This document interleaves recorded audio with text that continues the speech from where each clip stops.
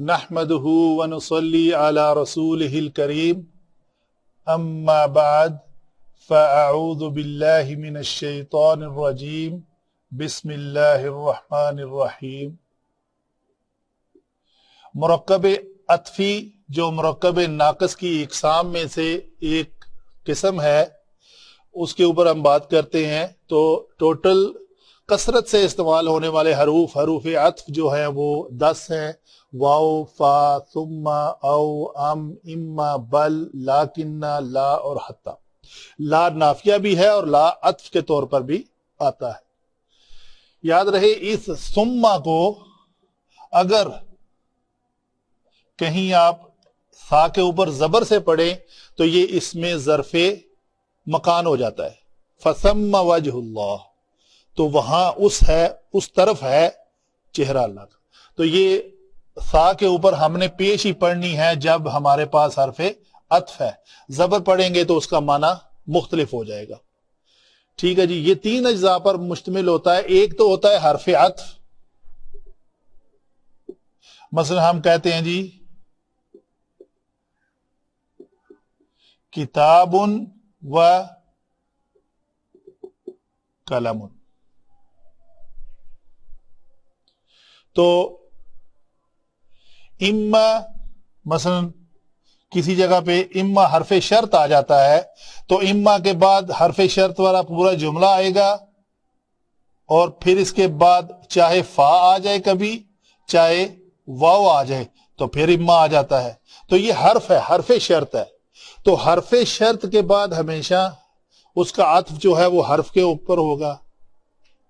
ٹھیک ہے، اگر وہ اسم ہے تو اس کا اسم کے اوپر ہوگا، اگر کوئی فعل ہے تو اس کا عطف جو ہے وہ فعل کے اوپر ہوگا۔ ٹھیک ہے جی، تو یہ تینوں لحاظ سے عطف جو ہے وہ مختلف آتا ہے۔ مثلا ہم 1-2 ایگزامپل کر لیتے ہیں، پہلے 3 کی ایگزامپل ہی کریں گے تو وہ کافی ہوگا۔ مثلا ہم کہتے ہیں جی ایک جملہ ہے دخل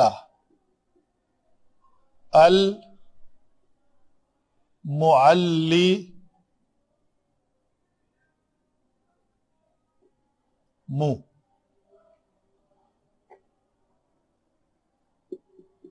فی الفصل، یہ لام کو میں کیا کروں، زبر دوں، زیر دوں یا پیش دوں؟ مجرور، فی الفصل۔ دخل المعلم فی الفصل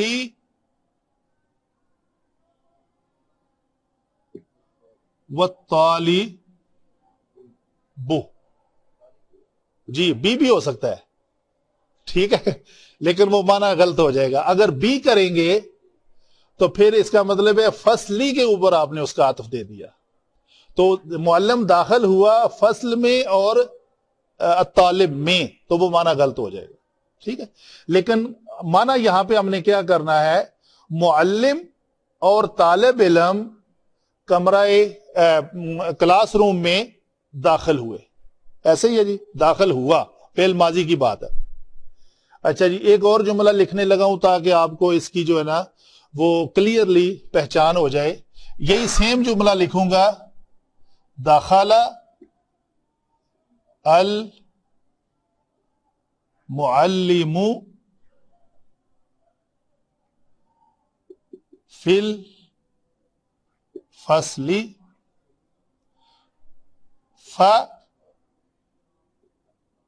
فالطالب،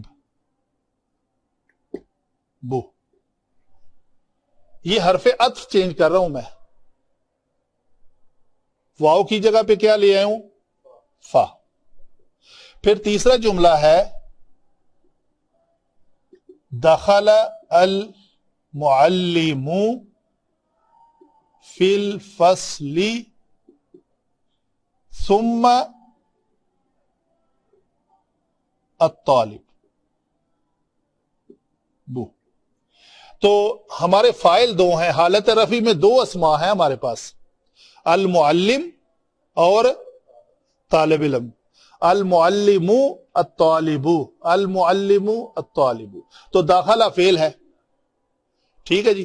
ابھی اس تینوں جملوں کا ہم ترجمہ کرنے لگے ہیں. تینوں جملوں کا ترجمہ کرنے سے ہمیں واو، فا اور سما کے حرف عطف ہونے کے ساتھ ساتھ ان میں جو ڈفرینسیشن ہے وہ پتہ چل جائے گی. تو اس طرح ہے کچھ کہ معلم اور طالب علم کمرے میں داخل ہوئے، تو ہمیں یہ نہیں پتا چلا اس جملے سے کہ کون پہلے داخل ہوا. ٹھیک ہے، دونوں داخل ہو گئے. چاہے ایک گھنٹے 12 بجے داخل ہوا، دوسرا 1 بجے آیا، تو داخل دونوں ہو گئے. چاہے طالب علم پہلے داخل ہوا، چاہے معلم پہلے داخل ہوا، ہمیں نہیں پتا، لیکن دونوں داخل ہو گئے. ٹھیک ہے جی. اس جملے کا یہ مطلب ہے. اس جملے کا مطلب یہ ہے کہ معلم کلاس روم میں داخل ہوتے ہی طالب علم بھی داخل ہو گیا. پہلے معلم داخل ہوا ہے تو اس کے فوراً پیچھے طالب علم بھی آ گیا. کہیں کھیل رہا تھا، پتا چلا ٹیچر آ گیا ہے تو فوراً وہ بھی بھاگتا ہوا آ گیا. تو یہ فا سے فوراً ہے. اس کو عربی کے گرامر میں کہتے ہیں تعقیب، عقب، جلدی جلدی پیچھے پیچھے آ جانا. پھر یہ ہے کہ طالب علم معلم کلاس روم میں داخل ہوا، ثم معلم. یہ ثم جو ہے وہ کچھ تاخیر کا معنی دیتا ہے، فوراً نہیں ہوا. ان دونوں جملوں میں یہ بتایا جا رہا ہے کہ معلم پہلے داخل ہوا ہے، تو معلم کے فوراً بعد طالب علم آ گیا. یہاں بھی معلم پہلے ہی داخل ہوا ہے، پہلے آنے والا معلم ہی ہے، طالب علم نہیں ہے. لیکن طالب علم اس سے کچھ دیر بعد میں آیا ہے، چاہے وہ بعد جو ہے وہ 1 گھنٹہ ہو، چاہے وہ 10 گھنٹے ہو. اس میں وہ مقرر نہیں ہے حد. تو اس میں اس کا پہلے آنا اور بعد میں آنا دونوں کا وہ کلیئر نہیں ہے، لیکن یہ شور ہے کہ دونوں داخل ہوئے. تو عطف کس کے اوپر ہے؟ اس اسم کا اس اسم کے اوپر، اس اسم کا اس اسم کے اوپر، اور اس اسم کا اس اسم کے اوپر. ٹھیک ہے جی. تو یہ ہوئی ہماری اس کو سمجھنے کے لیے کہ واو، فا اور ثم میں کیا فرق ہے. اسی طرح یہ الفاظ بھی حرف عطف کے طور پر آتے ہیں. جو آئیں گے انشاءاللہ میں اس کو ایکسپلین کرتا جاؤں گا. بنیادی لیکچر ہے، ابھی آپ کی سمجھ کے لیے اتنا کافی ہے، ان ڈیٹیل نہیں جاتے. تو مزید جب ایگزامپلز آئیں گی قرآن پاک میں، جب ہم شروع کریں گے تو میں آپ کو بتاتا جاؤں گا. آپ کا کام ہے واو، فا، ثم، او، اما، بل، لیکن، لا اور حتی، 10 حروف عطفی کو یاد کر لینا آپ کا کام ہے کہ یہ 10 ہیں جی جو حروف عطفی ہیں. وما علینا الا البلاغ المبین.